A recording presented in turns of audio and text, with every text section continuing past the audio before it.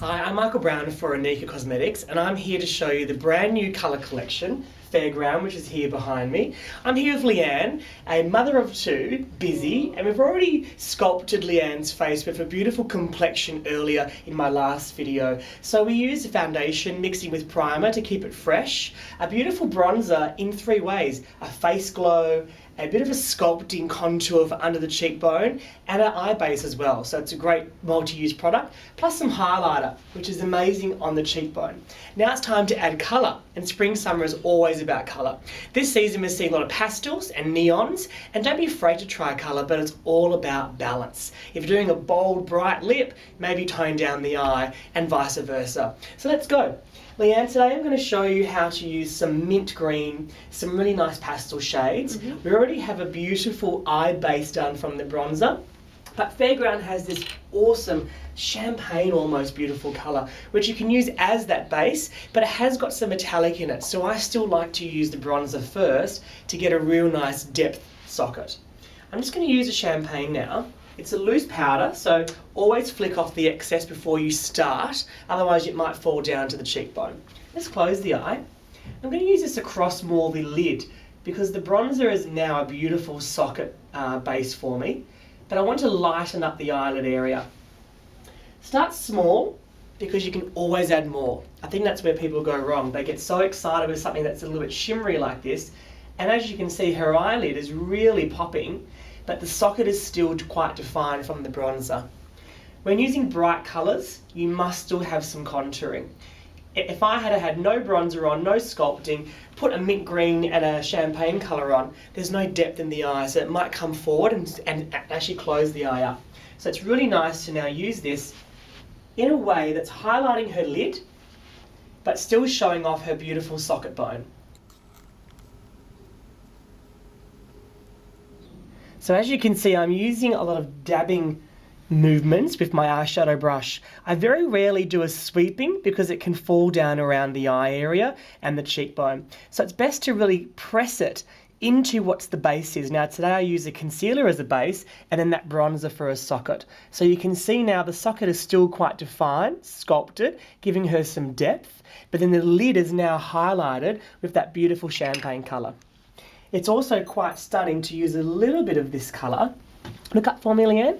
Just in the inner corner of the eye. You can see I'm just pressing the brush, dabbing it very lightly on the tear duct area.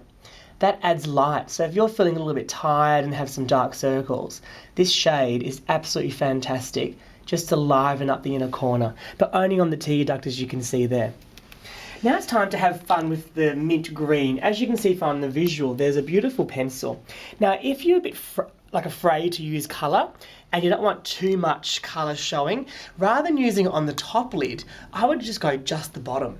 So your whole upper eye area is sculpted with the bronzer, has a nice champagne base, but then your colour comes from underneath. So look up to the ceiling, Leanne. Just placing the green underneath the lash, a little bit thicker in the outer area. And as we come to the centre of the eye, it gets lighter. Now you're in control. You can really make this as thick and as full on as you want. You can even blend it in with your brush to make it much lighter. But because we're wearing nothing on top, I want to show you that area there so you can see what that does to the eye. Adds colour in that spring-summer trend without being too full on. Let's go this side.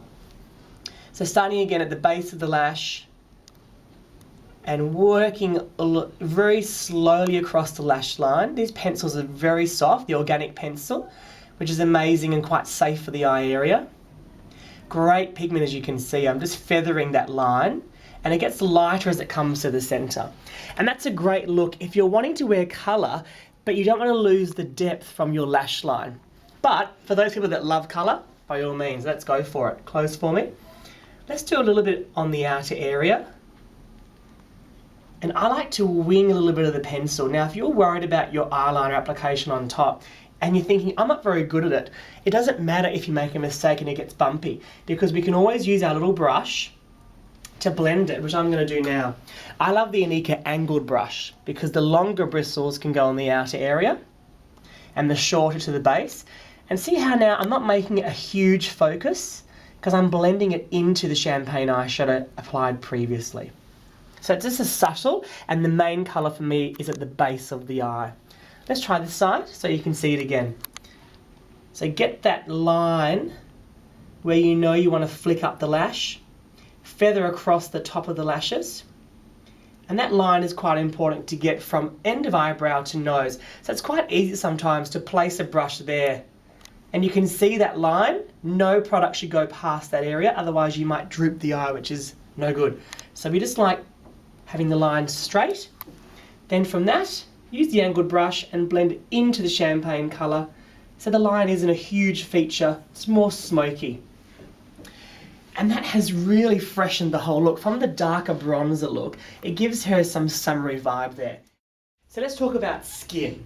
I think with this look, you don't want to go too much colour on the cheek, like a bright pink or a bright peach, because it may interfere with the mint green. Depends on your focus. If skin's your focus, keep the eyes a little bit lighter, and I've actually blended it out to make it quite soft, so we can be quite neutral. The beautiful new blush Carousel in this collection has got a little bit of shimmer through it as well, so great for that nighttime look. I wouldn't say it's a high pigment in terms of bright, but definitely pigment to give a fresher, more apple of the cheek. Just do a smile for me. These are the apples of the cheek. We already have contour to give a nice structure to Leanne's face, but now you want to add some colour. So it's as simple as going a little bit higher than where the application of the bronzer is, and a very light circular movement on the apple, blending into the contour that we have. Make sure though we don't go too high, because you must always see that beautiful highlight we have to get a fresh complexion. So that's given her a nice glow almost, hasn't it? Let's do the other side to match. And that round, beautiful application. It's good to smile a little bit, but don't do a cheesy grin, because sometimes you can get dehydration lines and the blush may sit into that. So it's just nice to give a beautiful glow. Very nice and healthy. Now we have the lips to finish, and the INIKA glosses are fantastic because these days glosses with shimmers aren't as popular, or frosted glosses. It's more about solid colour. This one in the collection is nice and subtle, so you can play up the eyes with the green and the cheeks with the pink. Just open for me. I like using my fingertip just to tap and pat into the gloss, and especially on that Cupid's bow. And previously we actually highlighted the Cupid's bow to make sure any colour that goes on would have a little bit of highlight to get a plumper lip. Beautiful.